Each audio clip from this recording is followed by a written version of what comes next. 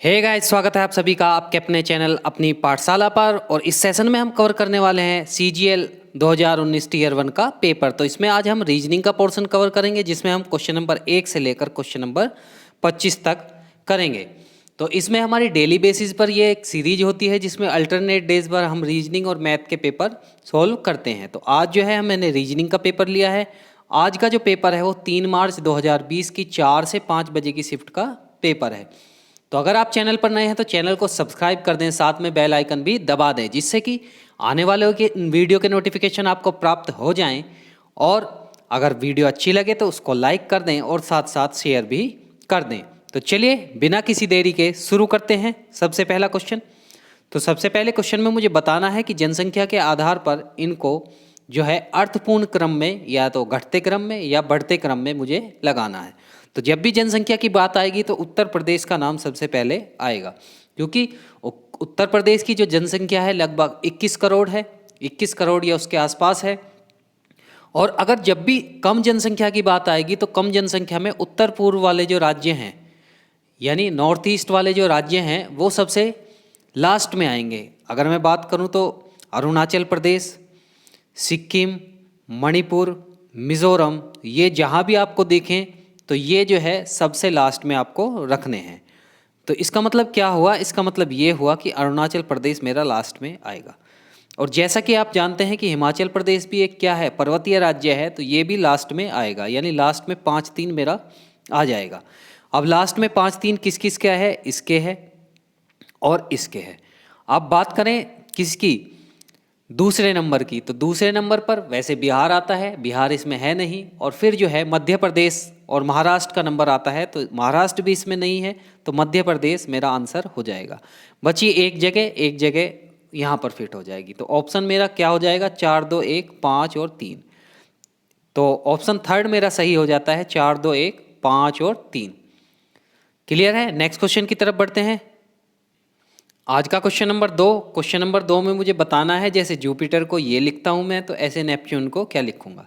तो देखिए, जे का जे ही रहा, यानी 0 ऐड हुआ। यू का वी हुआ, 1 ऐड हुआ। पी का ओ हुआ, 1 कम हुआ। फिर 1 बढ़ रहा है, फिर 1 कम हो रहा है, फिर 1 बढ़ रहा है और फिर 0। यानी शुरू और लास्ट वाले बिल्कुल सेम रहेंगे। तो नेपच्यून के भी एन और ई जो है बिल्कुल सेम रहेंगे। अब ई में 1 और ऐड हो जाएगा तो एफ हो जाएगा। पी में 1 कम हो जाएगा तो ओ हो जाएगा। टी में 1 बढ़ जाएगा तो यू। तो ऑप्शन से यही चेक कर लेंगे कि एन से शुरुआत हो, ई से एंड हो। तो सबका एन से शुरुआत है, ई से एंड है। एफ ओ यू बनना चाहिए, एफ ओ यू इसमें बन रहा है और बाकी किसी में नहीं बन रहा है। तो इसका ए ऑप्शन सही हो जाता है मेरा, यानी फर्स्ट मेरा सही आंसर हो जाता है। नेक्स्ट क्वेश्चन की तरफ बढ़ते हैं। आज का क्वेश्चन नंबर 3। तो क्वेश्चन नंबर 3 एक सीरीज का क्वेश्चन है, जिसमें मुझे बताना है कि प्रश्न चिन्ह के स्थान पर कौन सा आएगा। तो देखिए, 37 का 39 हो रहा है, इसका मतलब 2 ऐड हो रहा है। अब 39 का क्या हो रहा है? 43 हो रहा है, तो इसका मतलब 4 ऐड हो रहा है। अब 43 का या तो 8 ऐड होएगा, भाई 2 जुड़ रहे हैं, या दुगना हो रहा है। तो 8 देख लेते हैं। उसके बाद यहाँ देखते हैं तो यहाँ 10 ऐड होता है। इसका मतलब है कि दुगना तो नहीं हो रहा है, 2-2 ऐड हो रहे हैं। तो पहले 4, फिर 2, फिर 6, फिर 8 और फिर 10। इसका मतलब है कि 6 अगर मैं 1543 में ऐड कर दूंगा तो मेरा आंसर आ जाएगा। तो 43 और 6 1549, यानी 1549 मेरा सही आंसर हो जाता है। ए मेरा सही आंसर हो जाएगा। क्लियर है? नेक्स्ट क्वेश्चन की तरफ बढ़ते हैं। नेक्स्ट क्वेश्चन में मुझे बताना है कि अगर मैं इसके दाएं हाथ पर, यानी सीधे हाथ पर मैं अगर दर्पण रख दूं, तो इधर अगर मैं दर्पण रख दूं तो कौन सी आकृति बनेगी। तो देखिए, दर्पण का जैसा कि आप लोग रूल जानते हैं कि जो पास वाली चीज़ होती है दर्पण के, वो पास आएगी। यानी ये अगर त्रिभुज पास है तो इधर भी त्रिभुज पास आएगा। ये अगर दूर है तो ये भी इधर भी क्या आएगा? दूर आएगा। क्लियर है? अब ये बिल्कुल सेम आ जाएगा, क्योंकि इसमें पास दूर वाली कोई चीज़ है नहीं। ये पास वाला एरो पास आएगा, यानी ये एरो किधर आएगा? ये एरो इधर आएगा। जो कलर वाला एरो है वो इधर आएगा, और जो बिना कलर वाला एरो है वो कहाँ आएगा? इधर आएगा। तो अब ऑप्शन में आप चेक कर लेंगे तो बी ऑप्शन मेरा सही आंसर हो जाएगा। बी ऑप्शन मेरा सही आंसर हो जाएगा। क्लियर है? क्वेश्चन नंबर 5 की तरफ बढ़ते हैं हम लोग। तो 5 में मुझे बताना है, ये एक क्या है, ये सीरीज है, तो मुझे बताना है कि जो प्रश्न चिन्ह है उसके स्थान पर कौन सा आएगा। तो ए 1 पर होता है, इसमें 4 ऐड हुए, फिर 5 और 5 10, 5 ऐड हुए, तो इस बार 6 का नंबर है, तो 4 5 6, यानी अगर मैं जे में ऐड करूं 6, यानी 10 और 6 16, 16 पर क्या होता है, 16 पर पी होता है, यानी पी मेरा सही आंसर हो जाएगा। बी ऑप्शन यानी सेकंड ऑप्शन मेरा सही आंसर हो जाता है। क्लियर है? जल्दी से नेक्स्ट क्वेश्चन की तरफ बढ़ते हैं। नेक्स्ट क्वेश्चन में मुझे बताना है कि अर्थ को जैसे मैं लिखता हूं क्या, 82018, यानी अर्थ को मुझे क्या लिखना है, अर्थ को एक बार मैं लिख देता हूं। इसको मुझे लिखना है 8 20 18 15। तो आप लोग देखेंगे कि ई 5 पर होता है तो यहाँ 5 आया, एच 8 पर होता है तो यहाँ 8 आया, टी 20 पर होता है तो यहाँ 20 आया, ए 1 पर होता है तो यहाँ 1 आया। इसका मतलब है कि सीरीज जो चल रही है वो ऐसे चल रही है, नंबरिंग उनकी कोई बदलेगी नहीं। अब देखिए, जैसे मुझे ऑर्बिट को लिखना है, ऑर्बिट को लिखना है तो टी 20 पर होता है तो 20 यहाँ आया, ओ किस पर होता है 15 पर, तो 15 यहाँ आया। अब आंसर आपका इसी से ही आ जाएगा। कैसे? स्टार्टिंग 20 से होने चाहिए और लास्ट जो है 15 से होने चाहिए। तो ऐसा एक ही ऑप्शन है, ऑप्शन नंबर बी। आप चाहें तो निकाल भी सकते हैं, यहाँ पर आई का 9 हो जाएगा, तो आई का 9 हुआ तो यहाँ 9, यहाँ 18 हो जाएगा, और बी का 2 का 2 ही रह जाएगा, यानी 20 92 18 15 मेरा सही आंसर हो जाता है, जो कि मेरा बी आंसर सही है। नेक्स्ट क्वेश्चन की तरफ बढ़ते हैं, क्वेश्चन नंबर 7 आज का। तो क्वेश्चन नंबर 7 में मुझे बताना है कि जो ये आकृति दी हुई है, तो ये आकृति किस में छुपी हुई है। तो पहले सबसे पहले फर्स्ट में ही मैं देख लेता हूँ कि ये आकृति छुपी हुई है या नहीं है। तो आप लोग देख रहे होंगे कि ये आकृति छुपी हुई है, तो इसका फर्स्ट आंसर मेरा हो जाता है, फर्स्ट मेरा सही आंसर हो जाएगा। नेक्स्ट क्वेश्चन की तरफ बढ़ते हैं। क्वेश्चन नंबर 8 में मुझे बताना है कि इस आकृति में कितने आयत हैं। तो आयत के लिए मुझे क्या करना पड़ेगा, देखिए एक आयत ये बना। अब मैं इस वाली लाइन से देखना चाहूँगा कि आयत कितने बने। इस वाली लाइन से एक ये बना, एक ये बना, एक ये बना और एक ये बना, यानी इससे कुल कितने आयत बने, 4। अब इस वाली लाइन से अगर मैं देखना चाहूँ, इस वाली लाइन से, तो इस वाली लाइन से इससे एक कम बनेगा, यानी इससे कितने बनेंगे, 3। इस वाली लाइन से देखना चाहूँ तो इस वाली लाइन से कितने बनेंगे, 2। और इस वाली लाइन से देखना चाहूँ तो कितने बनेंगे, 1। इसका मतलब क्या हुआ, इसका मतलब हुआ 4 और 3 7 और 2 9 और 1 10। 10 त्रिभुज मेरे कब बने, जब मैंने ऐसे देखा, ये वाला। क्लियर है? 10 बने। और गिन लेता हूँ। अब मैं गिनना चाहता हूँ इससे कितने बने, 1। क्लियर है? एक ये बना, दूसरा ये बना और तीसरा ये बना, यानी इस वाली ये वाली जो लाइन है मेरी, इस वाली लाइन से 3 बने। अब इस वाली लाइन से 2 बनेंगे, पर गिनूंगा मैं 1, क्योंकि ये वाला जो त्रिभुज है ये मैं पहले ही गिन चुका। क्लियर है? और इस वाली लाइन से कितने बने, इस वाली लाइन से 1 बने। तो 10 और 4 कितने हुए, 14 मेरे त्रिभुज अभी तक बने हैं। क्लियर है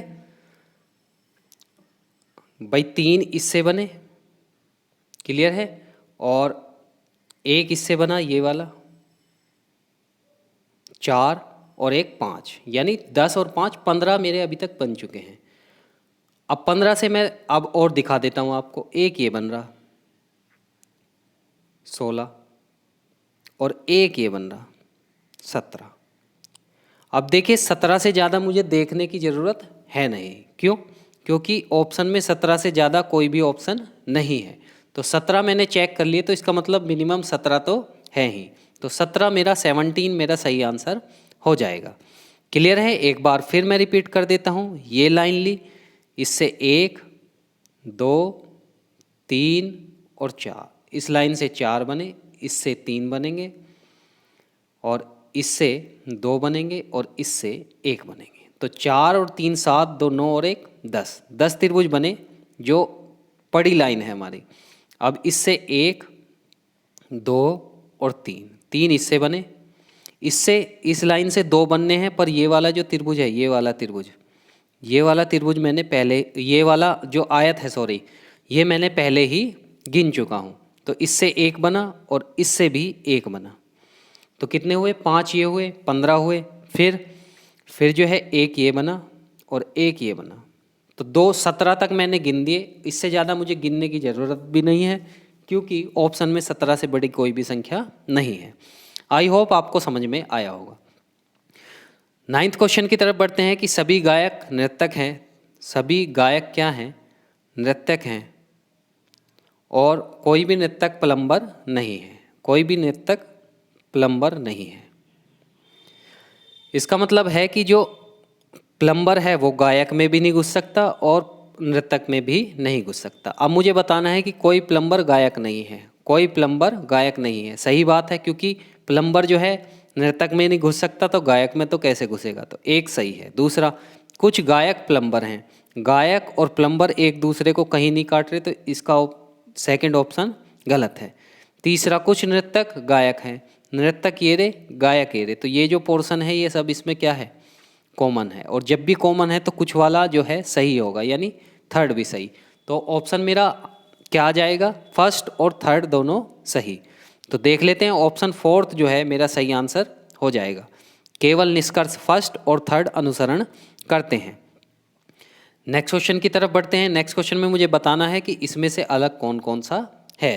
तो आप अगर स्टैटिक जीके वाली वीडियो देख रहे होंगे तो आपको पता होगा कि चेन्नई जो है तमिलनाडु की राजधानी है, हैदराबाद जो है तेलंगाना की राजधानी है, और गंगटोक जो है सिक्किम की राजधानी है। जबकि औरंगाबाद जो है महाराष्ट्र का एक सिटी है, वो एक राजधानी नहीं है। तो औरंगाबाद को छोड़कर बाकी 3 जो है क्या है? राजधानी। ये सिक्किम की, ये तेलंगाना की, ये चेन्नई की, या इसको तेलंगाना और जो है आंध्र प्रदेश की संयुक्त राजधानी भी आप लोग अभी कह सकते हैं। क्लियर है? नेक्स्ट क्वेश्चन की तरफ बढ़ते हैं। Question number 11। क्वेश्चन नंबर 11 में मुझे बताना है कि इसमें से 3 किसी तरह से समान हैं और एक जो है अलग है, तो मुझे बताना है। तो देखिए, 146 के पास 144 12 का स्क्वायर होता है, यानी 11 11 से एक नंबर आगे लिया 12, और 12 में 2 जोड़, 12 के स्क्वायर में 2 जोड़े। ऐसी 14 से एक आगे नंबर 15, 15 का स्क्वायर 225 और 2 जोड़ दिए। ऐसी 10 से आगे एक संख्या 11, 11 का स्क्वायर 121 और 1 जोड़ दिया, तो 2 जोड़ दिए, तो कितना हुआ? 200 123। ऐसी अब अगर मैं 17 से आगे बात करूं तो 17 से आगे 18, 18 का जो है स्क्वायर जो है 300 से ज़्यादा होता है, आप लोग जैसा कि जानते हैं। तो ये जो है ऑप्शन मेरा अलग हो जाता है, तो फोर्थ मेरा ऑप्शन सही हो जाता है। क्लियर है? नेक्स्ट क्वेश्चन की तरफ बढ़ते हैं। नेक्स्ट क्वेश्चन में कह रहा है कि गेहूं का जो ब्रेड से संबंध है वही गन्ने का किससे है? जैसे गेहूं से ब्रेड बनता है, ब्राउन व्हीट ब्रेड जो होता है, और ऐसे ही गन्ने से क्या बनता है? गन्ने से गुड़ बनता है। ये बात आप लोग जानते होंगे। नेक्स्ट क्वेश्चन की तरफ बढ़ते हैं। क्वेश्चन नंबर आज का 13। तो क्वेश्चन नंबर 13 में मुझे बताना है कि प्रश्न चिन्ह जो है उसके स्थान पर कौन सी संख्या आएगी। तो देखिए, जो 4 है, 4 में अगर हम 6 जोड़ेंगे तो 10, यहाँ पर 10 जुड़ रहा है, यहाँ पर 14 जुड़ रहा है, यहाँ पर कितना जुड़ रहा है? 18 जुड़ रहा है, और यहाँ पर किसका नंबर है? 22 का। 6 और 4 10 और 4 14 और 4 18 और 4 22, तो 52 में मैंने 22 जोड़े, तो 74 मेरा सही आंसर आ जाता है, यानी 74 मेरा सही आंसर आ जाएगा। तो एक सीरीज बनी हुई थी जिसमें 6 10 14 18 22 और उससे आगे यानी 24 का 22 और 24 इनका अंतर है। तो आप लोग एक बार देख लेंगे। नेक्स्ट क्वेश्चन की तरफ बढ़ते हैं।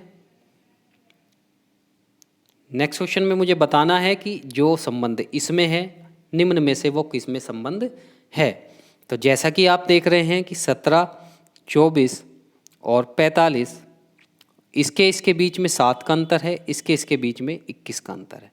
अब मैं ऑप्शन फोर्थ देखता हूं तो फोर्थ में इसके बीच में 7 का अंतर है और इसके बीच में 21 का अंतर है। तो मेरा डी ऑप्शन सही हो जाएगा, 7, 21 का अंतर आ जाएगा। क्लियर है। नेक्स्ट क्वेश्चन की तरफ बढ़ते हैं। नेक्स्ट क्वेश्चन में मुझे बताना है कि एक उत्पाद पर मूल्य पर लेबल लगाया गया जिस पर अंकित मूल्य पर 20% की छूट की बात की गई। बिक्री के समय दुकानदार जो है 10% की अतिरिक्त छूट दे देता है, तो ग्राहक ने उत्पाद को 498 रुपये में खरीदा, तो अंकित मूल्य निकालना है। तो ये एक मैथ का क्वेश्चन है, लाभ और हानि का। तो अगर आपने अभी तक चैनल को सब्सक्राइब नहीं किया है तो चैनल को सब्सक्राइब कर दें जल्दी से, और लाभ और हानि की वीडियो आपने नहीं देखी है तो लाभ और हानि की वीडियो आप जा करके देख लें। तो देखिए कैसे करेंगे। मान लिया 100 रुपये का अंकित मूल्य था, 20% की छूट दी तो 80 का बैठा, यहाँ पर 10% की छूट दी तो 8 की छूट हुई, यानी 72 का बैठा। अब 72 यूनिट किसके बराबर हैं, 468 के बराबर हैं। 1 यूनिट 72 से भाग कर देंगे और 100 यूनिट 100 से गुना कर देंगे। 12 तिया 36 और 12 निम्मा 108, यानी 12 से अगर मैंने काटा तो 39 आया, और 12 छिक 72, 13 ती 39 और 3 दूनी 6, ये 50 बार कटा और 13 पंजे 65, यानी 650 मेरा सही आंसर आ जाएगा। तो अगर आप हमारी लाभ और हानि की वीडियो देखेंगे तो ये बात आपको समझ में आ जाएगी। तो ऑप्शन कौन सा सही हुआ, ऑप्शन बी सही हुआ, यानी 650 मेरा सही आंसर हो जाता है। एक बार फिर समझा देता हूँ कि 100 इसका अगर अंकित मूल्य है तो 20 की छूट दी तो 80, फिर यहाँ पर 10% यानी 8 की छूट दी तो 72 में बेचा। 72 जो है 468 के बराबर है, तो अंकित मूल्य मैंने 100 यूनिट माना है तो 100 यूनिट का मान मुझे निकालना पड़ेगा। क्लियर है। नेक्स्ट क्वेश्चन की तरफ बढ़ते हैं। आज का क्वेश्चन नंबर 16। तो क्वेश्चन नंबर 16 में मुझे बताना है कि ये जो सीरीज बनी हुई है इसमें प्रश्न चिन्ह के स्थान पर कौन सी चीज़ आएगी। तो देखिए ये यहाँ से यहाँ पहुँचा, फिर यहाँ से यहाँ पहुँचा, अब यहाँ से कहाँ पहुँचेगा, यहाँ से ऊपर पहुँचेगा। यानी ये अगर ऐसे बना हुआ है तो यहाँ से ये ऊपर पहुँचेगा। क्लियर है।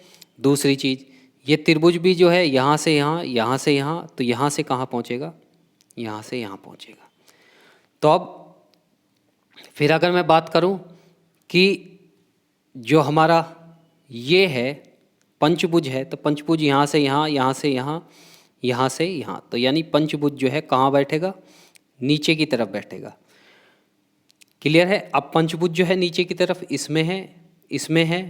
बाकी जो ऑप्शन है उसके अकॉर्डिंग अगर मैं इसको देखूं, क्योंकि बाकी ऑप्शंस में जो है ये यहाँ रंगा हुआ नहीं है इधर, तो बी मेरा सही आंसर आ जाएगा। एक बार आप लोग देख लेंगे, एक सीरीज बनी हुई है तो हर सीरीज में जो है अपनी जो है एक स्थान छोड़कर घूम रहा है, यानी किस दिशा में घूम रहा है, जो एंटी क्लॉकवाइज है, घड़ी के विपरीत दिशा में घूम रहा है, ये ऐसे घूम रहे हैं। क्लियर है। तो आप लोग एक बार इसको देखकर और घड़ी के विपरीत दिशा में घुमा देंगे। 17वें क्वेश्चन की तरफ बढ़ते हैं। 17वें क्वेश्चन में मुझे बताना है कि इसमें से अलग कौन सा है। तो देखिए बायोलॉजी एस्ट्रोलॉजी नहीं होती, यानी ज्योतिष विज्ञान नहीं होता, जबकि अलजेब्रा ज्योमेट्री में नहीं आती, लाइन जो है सर्किल का भाग नहीं होती। तो बस एक है कि केमिस्ट्री जो है किसका भाग होती है, साइंस की एक क्या है, ब्रांच है, यानी जो रसायन विज्ञान है वो विज्ञान की एक क्या है, शाखा है। नेक्स्ट क्वेश्चन की तरफ बढ़ते हैं। Question number 18। तो क्वेश्चन नंबर 18 बहुत ज़्यादा आसान क्वेश्चन है।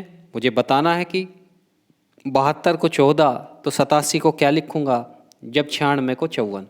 तो 72 में आप लोग देख रहे होंगे कि 7 दूनी 14 हुआ, ऐसी 96 में आप लोग देख रहे होंगे कि 9 छिक्का कितना हुआ, 54 हुआ। तो ऐसे ही 8 और 7 में देखेंगे तो 8 7 कितना हुआ, 8 सत्ते 56 मेरा सही आंसर हो जाता है। क्लियर है। तो आंसर बी यानी 56 मेरा सही आंसर हो जाएगा। जल्दी से नेक्स्ट क्वेश्चन की तरफ बढ़ते हैं। Question number 19। तो क्वेश्चन नंबर 19 में मुझे बताना है कि जो इक्वल टू का साइन है उसके स्थान पर कौन सा आएगा। तो ऐसे क्वेश्चनों में मुझे क्या देखना होता है, ये देखना होता है कि ये पलटा किधर को। क्लियर है। सबसे पहले मैं एक का निकाल लूँगा, तो इसमें देखा स्टार हैश और डॉलर, तो स्टार हैश डॉलर, और यहाँ स्टार से स्टार मिलाऊंगा, डॉलर से डॉलर मिलाऊंगा, यानी परसेंटेज किसके पीछे आ गया, हैश के पीछे आया। अब मैं ये देख लेता हूँ कि जो है हमारा इक्वल टू के साइन के पीछे कौन सा आएगा, इक्वल टू के साइन के पीछे कौन सा आएगा। अब ऑप्शन से ही मैं देख सकता हूँ। ऑप्शन से मैंने क्या देखा, देखिए अभी मैंने बताया परसेंटेज के पीछे क्या आ जाएगा, परसेंटेज के पीछे हैश आ जाएगा, तो हैश और परसेंटेज तो नहीं आएंगे। अब ऑप्शन में या तो स्टार बचा या क्या बचा, डॉलर का साइन बचा, स्टार बचा या डॉलर का साइन बचा। अब इसको और इसको देखिए, ये किधर की तरफ घुमाया हुआ है, तो ये जो है कैसे घुमाया हुआ है, ये ऐसे घुमाया हुआ है, तो ऐसे घुमाया हुआ है, तो ये जो है ये तो पहुंच गया पीछे की तरफ, और जो नीचे चीज़ थी वो आ गई यहाँ, यानी ये ऐसे घुमाया हुआ है, ऐसा घड़ी की विपरीत दिशा में घुमाया हुआ है। तो इसका मतलब क्या है कि जो यहाँ से यहाँ बना, इसमें डॉलर तो पहुँचा पीछे और इक्वल टू का साइन आ गया आगे। तो इसका मतलब क्या है कि जो डॉलर है उसके विपरीत क्या है, इक्वल टू का साइन है, तो डॉलर इक्वल टू एक दूसरे के विपरीत हो जाएंगे। तो ऑप्शन फोर्थ मेरा सही आंसर हो जाएगा, क्योंकि मुझसे पूछा है कि इक्वल टू के विपरीत कौन सा आएगा। क्लियर है। नेक्स्ट क्वेश्चन की तरफ बढ़ते हैं। क्वेश्चन नंबर 20, तो मुझे बताना है कि इसमें से अलग कौन सा है, तो इनकी नंबरिंग करेंगे तो आंसर आपका जल्दी आ जाएगा। 9, 10 और 14, 1, 2 और 6, 6, 7 और 12, तो 13 और 1 14 और 4 18, यानी 1 और 4 का अंतर है। 9 और 1 10 और 4 14, यानी 1 4 का अंतर है। यहाँ पर भी किसका अंतर है, 1 4 का अंतर है। यहाँ किसका अंतर है, 1 का, और यहाँ किसका अंतर है, 5 का। यानी फोर्थ ऑप्शन को छोड़कर सब में 1 4 का अंतर है, फोर्थ में जो है 1 5 का अंतर है, यानी फोर्थ मेरा सही आंसर हो जाता है। जल्दी से नेक्स्ट क्वेश्चन की तरफ बढ़ते हैं। नेक्स्ट क्वेश्चन में मुझे बताना है कि जो प्रश्न चिन्ह है उसके स्थान पर कौन सा आएगा। तो 4 और 2 6 और 2 8, यानी H। 1 और 2 3 और 3 और 2 5, यानी वो आंसर सही होगा जिसमें HE आएगा। तो HE किस में आ रहा है, थर्ड में मेरा HE आ रहा है। तो इन पे अगर आप नंबरिंग डालेंगे तो बहुत ज़्यादा आसान होगा, क्योंकि D का 4 होता है, F का 6 होता है, तो 4 और 2 6 और 6 और 2 8 का नंबर है, यानी 8 पर H होता है। ऐसे ही दूसरे वाली सीरीज देख लेंगे। दूसरे वाली सीरीज में 1 का 1, फिर 1 का 3 हुआ, यानी 2 ऐड हो रहा है, 3 का कितना हो जाएगा 5, 5 पर E होगा, यानी आंसर वो होगा जिसमें H और E आ रहा होगा। नेक्स्ट क्वेश्चन की तरफ बढ़ते हैं। नेक्स्ट क्वेश्चन में मुझे बताना है कि जो ये सीट है, अगर मैं इसे लेफ्ट हैंड साइड की तरफ मोड़ दूं तो कौन सा चित्र बनेगा। तो देखिए, जब आप लेफ्ट हैंड साइड की तरफ मोड़ेंगे तो ये जो है घूमकर यहाँ आ जाएगा। क्लियर है। और ये वाला घूमकर कहाँ आ जाएगा, इसके ऊपर आ जाएगा। इसका मतलब ये हुआ कि जब मैं इसको फोल्ड करूँगा तो इसको फोल्ड करने के बाद ये जो चीज़ है ये पूरी ख़त्म हो जाएगी, ये पूरी ख़त्म हो जाएगी और आंसर जो है मेरा ये आ जाएगा। तो ऑप्शन में मैं देख लूँगा कि कौन सा इसके स्थान पर बन रहा है। तो अब देखिए कौन सा बनेगा। पहला नहीं बन रहा है, क्योंकि इतना ही आना चाहिए, केवल इतना, ये वाला।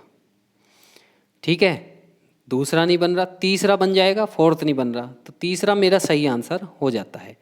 आई होप आपको समझ में आ गया होगा। नेक्स्ट क्वेश्चन की तरफ बढ़ते हैं भाई।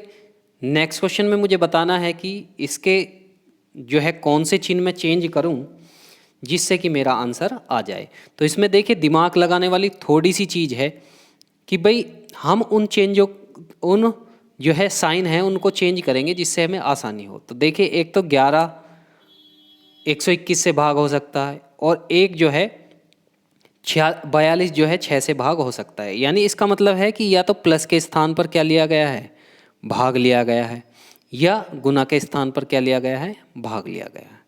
यानी या तो प्लस भाग को बदल रहा है या गुना भाग को बदल रहा है। अब ऑप्शन में आप चेक करेंगे तो प्लस भाग फर्स्ट वाला है और गुना भाग जो है थर्ड वाला है। तो इन दो को ही सबसे पहले इन दो को चेक करना है। चलिए अब मैं चेक कर लेता हूँ। फर्स्ट वाले को, तो फर्स्ट वाला 121 भाग 11 हो जाएगा, माइनस 42 हो जाएगा, और गुना 6 प्लस कितना हो जाएगा, 7 हो जाएगा। तो यही कट कर 11 आया, माइनस 42 गुना 6 प्लस 7। अब दिमाग लगाने वाली एक बात है कि यहाँ 42 छिक्का होंगे, तो 4 छिक्का 24 और 6 दूनी 12, 24 और 12 कितने हुए, 36, यानी 236 मेरे माइनस के आ जाएंगे, और प्लस के कितने हैं, 11 और 7 18 ही हैं, यानी आंसर माइनस में आना चाहिए, जबकि यहाँ कितना है, 83। तो अब एक बार तीसरे को चेक कर लेते हैं। तीसरे को चेक करा तो 121 प्लस 11 माइनस 42 भाग 6 गुना 7। क्लियर है। अब 121 प्लस 11 और 6 सत्ते कितना हो जाएगा, 42 मेरा, 6 सत्ते 42 और 7 सत्ते 49 मेरा आ जाएगा। अब देखिए इसको जब आप लोग माइनस करेंगे तो इसमें आप लोगों का 83 सही आंसर बन जाएगा, 83 सही आंसर बन जाएगा, क्योंकि 121 और 11 मैंने जोड़े तो कितना हुआ, 132, 132 में से 49 गए, कितने बचे, 83 बचे। क्लियर है। नेक्स्ट क्वेश्चन की तरफ बढ़ते हैं। नेक्स्ट क्वेश्चन में मुझे बता रहा है कि ए बी का मतलब है ए बी की पत्नी है, और ए माइनस बी का मतलब है बेटी है, ए गुना बी का मतलब है बी ए का भाई है, और ए भाग बी का मतलब है कि ए बी का पिता है। क्लियर है। तो अब मैं इनको इसके अकॉर्डिंग क्या कर लेता हूँ, लगा लेता हूँ। तो पहले क्या मुझे बोला है कि P प्लस R, तो P प्लस का मतलब है, प्लस वाले का क्या मतलब है, पति पत्नी, तो P पत्नी है किसकी, R की। फिर मुझसे बोला है कि R गुना T, इसका मतलब है कि T जो है R का भाई है, T R का भाई है। फिर बोला है T माइनस Q, इसका मतलब है कि Q जो है बेटी है किसकी, T की। क्लियर है। एक बार मैं इसको फिर सही कर देता हूँ। यहाँ P ये R था, ये T था, और अब T माइनस Q दिया हुआ है, यानी Q जो है क्या है, बेटी है इसकी। फिर बीच में प्लस दिया हुआ है, इसका मतलब है कि ये पति पत्नी है। और फिर जो है क्या दिया हुआ है, भाग दिया हुआ है। भाग का मतलब है कि जो S है किसका पिता है, U का पिता है। अब मुझे ऑप्शन में बताना है कि P का U की माँ से क्या संबंध है। तो U की माँ कौन हुई, U की माँ हुई क्यों, U की माँ क्यों हुई, क्योंकि ये इसका पिता हुआ और पिता की पत्नी क्या लगती है, माँ। तो क्यों का मुझे P से संबंध बताना है। तो P क्या होगी इसकी, भाई एक जनरेशन ऊपर जा रहा है, या तो क्या होगा, क्योंकि एक ये क्या है, फीमेल है, तो फीमेल में एक जनरेशन ऊपर जाते हैं, तो या तो चाची होती है, या मौसी होती है, या ताई होती है, या मामी होती है, या बुआ होती है। तो एक जो जनरेशन है उसका एक और ऑप्शन है माँ और ये, तो माँ तो हो नहीं सकती, तो क्या हुई, चाची, मौसी, मामी या बुआ में से एक हो गई। तो ऑप्शन एक मेरा सही आंसर आ जाता है। एक बार रिपीट करके आप लोग देख लेंगे तो आपको पता लग जाएगा। क्वेश्चन नंबर 25 की तरफ बढ़ते हैं। लास्ट क्वेश्चन होने वाला है ये। तो इसमें मुझसे कह रहा है कि जो आयत है यानी जो रेक्टेंगल है वो इंजीनियरों को दर्शाता है, जो वृत्त है यानी सर्किल जो है मैनेजरों को दर्शाता है, और जो त्रिभुज है यानी ट्रायंगल है वो मैरिड लोगों को दर्शाता है। तो अब मुझे बताना है कि कितने विवाहित लोग इंजीनियर नहीं हैं। तो मुझे ये बताना है कि इंजीनियर नहीं है, यानी इसमें नहीं होना चाहिए, इंजीनियर वाले में नहीं होना चाहिए। तो अब मुझे बताना है कि कितने विवाहित लोग जो है वो इंजीनियर नहीं है। तो एक तो 13 ये हुए, और एक 16 ये हुए, तो 13 और 16 कितना हुआ, 29 मेरा सही आंसर हो जाता है। क्लियर है। तो 29 मेरा सही आंसर हो जाएगा। तो ये वीडियो यहीं तक थी। वीडियो आपको कैसी लगी कमेंट बॉक्स में मुझे ज़रूर बताएं। अगर वीडियो अच्छी लगी हो तो उसे लाइक करें और शेयर करें, और चैनल को ज़्यादा से ज़्यादा सब्सक्राइब कराएं, बहुत ज़्यादा चैनल को सपोर्ट की आवश्यकता है, जिससे कि मैं लगातार आपके लिए वीडियो बनाता रहूं और आप लोग अपने जो आने वाले एग्ज़ाम्स हैं, चाहे वो यूपी पुलिस का हो या CHSL वाला हो, उसमें ज़्यादा से ज़्यादा स्कोर कर पाएँ।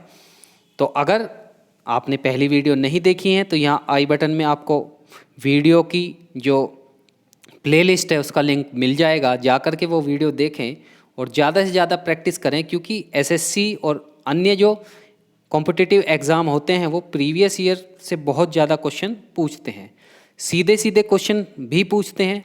लगभग 40% या 30% तो सीधे सीधे पूछ लेते हैं, जबकि 60% जो है उसी कॉन्सेप्ट पर वो रहते हैं। तो इन्हीं शब्दों के साथ मैं आप सबसे विदा लेता हूँ। मिलते हैं नेक्स्ट वीडियो में, तब तक के लिए बहुत बहुत धन्यवाद।